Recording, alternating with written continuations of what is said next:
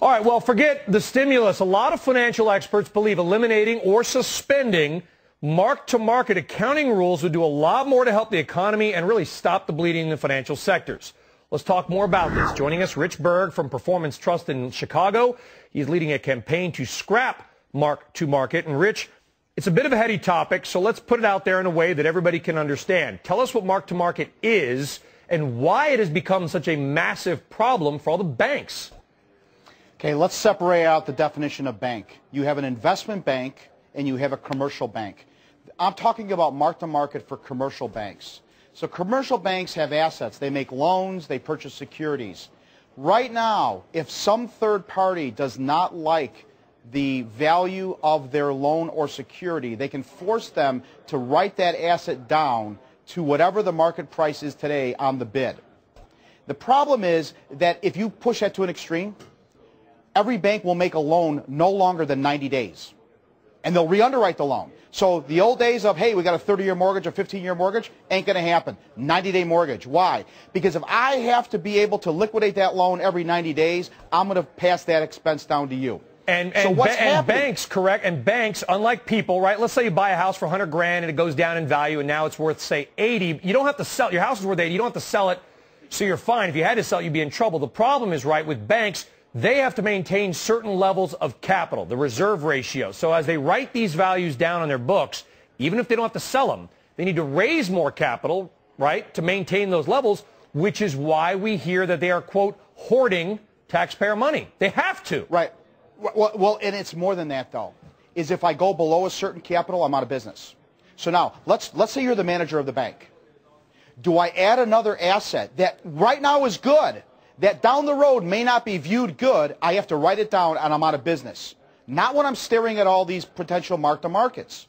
And mark-to-market sounds great in theory, but for a commercial bank that we're asking to be a long-term fabric of the infrastructure of the United States of America, it doesn't work. Well, it doesn't. And also, it's like the law of unintended consequences. We understand why this was put into place because they wanted to reflect on bank balance sheets the more realistic, I guess, of the moment valuations. The problem is, right, we had such a wipeout, such a steep drop in the value of these things that you could make the argument, and I personally believe this, that in 5 years, a lot of these assets that are worth almost nothing now will have some value and more than we have today, so the banks may recover. The problem is right now because they're being forced to market to this terrible valuation. Right, but again, do you agree with that? That a lot of this stuff will be worth more down the road? Right. So let's make sure I get my little commercial in here. For much more information, go to marktomarketdebate.com. Write an opinion. You can agree or disagree. Write your opinion. Get informed. Let's go back to your question. So I have a loan or an asset. Let's use the Federal Home Loan Bank of Atlanta as a really good example. High-quality asset. It wasn't subprime. It was well underwritten, good stuff, private mortgage-backed security rated AAA. They have now looked at their cash flows, and they believe on a $300 million position, they will lose maybe $50,000 of principal 15 years from now. For whatever reason, the market is valuing that at 60 cents on the dollar, which is a 25% discount rate. Should they write off $50,000 or should they write off $87 million? The answer will make the survivability of an institution dramatically different. And right now, FASB is saying, nope, you got to write off $87 million because that's the liquidation value. It's ignoring the fact that I'm going to get all the cash or most of the cash, and right now you have excessive discount rates applied to anything that has any credit risk at all attached to it. Yeah, and you want to survive that, or it's not going to... And can you imagine if these rules applied to U.S. consumers, where, you know, because the value of your house has gone down, suddenly someone says, well, theoretically right now your house is down in value, so we need to jack up your credit limits and, or, you know, credit card rates, et cetera. They've kind of done a little bit of that. But thank God we don't have this, for the most part, as consumers. We'd all be doomed. Right. Well, it's a little bit worse than what you suggested, though. Let's say your viewer has a mortgage. Doom. Right. But let's say your viewer has a mortgage. And they bought a house for $400,000, took out a $350,000 mortgage, and now the house is worth $300,000.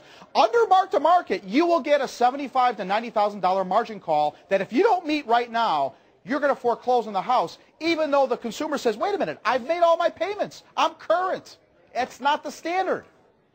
Guys, we're going to destroy the financial fabric of our banking system if we don't correct this. And it's complicated. It's not as simple, but it's very complicated. Well, it's just shocking to me. You know what it cost the taxpayers? It cost us nothing to suspend it. It might work.